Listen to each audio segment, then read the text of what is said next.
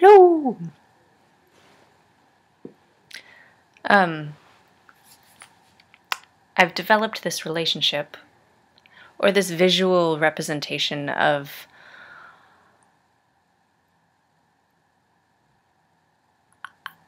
my higher self. I think that's who that is. So, excuse my mess, by the way. It's kind of, well, it's my room.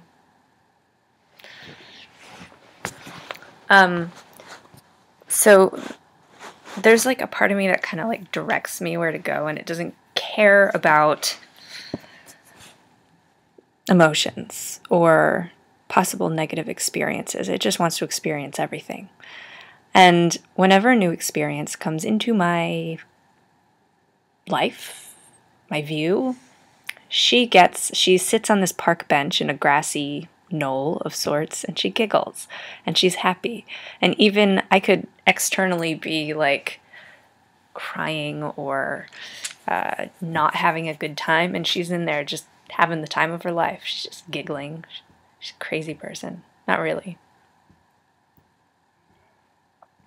But she's got sort of the larger picture in mind. She's got, I've got these places I'm going, and every time I take a step towards whatever that goal or destiny thing is, she gets excited. And that only happens when you tread new territory.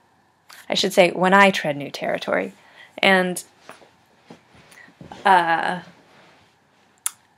she's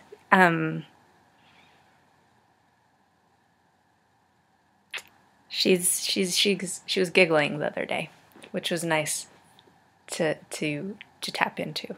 Nice to hear. Because then there's the sort of smaller self that exists on a daily basis and experiences life through these eyes, right here, right now. It's the part of me that is emotional, that it gets connected to things and gets attached to things and gets drawn into the experience of now, which is partially the ego, right? So I guess you could look at it as the ego-less and the ego, or the higher self and the lower self, or the God self and the not God self, human self. And they take turns driving, though on a regular basis the smaller self generally takes the cake. Especially when it comes to pain, especially when it comes to discomfort. God, my acting coach is in town, and he's working with people, including me and a few others, and we had an introductory session today, and it was so great. Just reminded me of why I work with him and why I need him in my life on a regular basis. He's only going to be here for a month, which makes me sad because I want to work with him like all the time. Because what he encourages is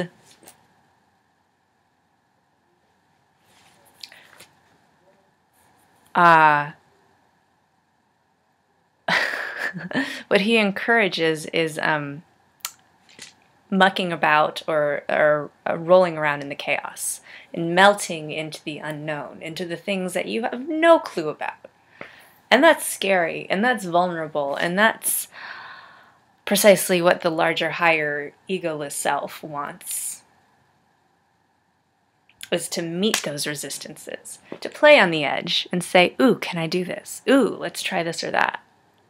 This is a new experience. How do I handle myself here? How does this work? Can we do this without hurting ourselves? And then the smaller self comes in periodically and it's like, no! Ah, blah, blah. So my higher self right now, my larger self, is really excited to work. Once I get in there and he starts pressing my buttons, that's going to be, the smaller self is going to step in. The ego is going to step in and be like, bleh, this feels like crap. Bleh.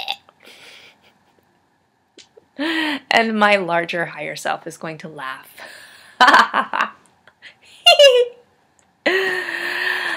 Oh, they often struggle. On a daily basis, they have a fight, a war. Not with each other per se, just who's in control.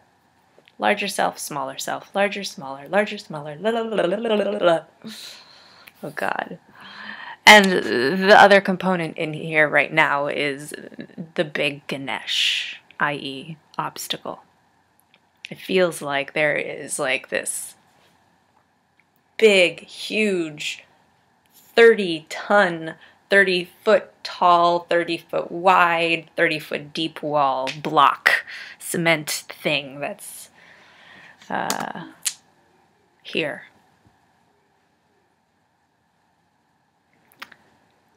And it makes me antsy. Hi, Noland. And,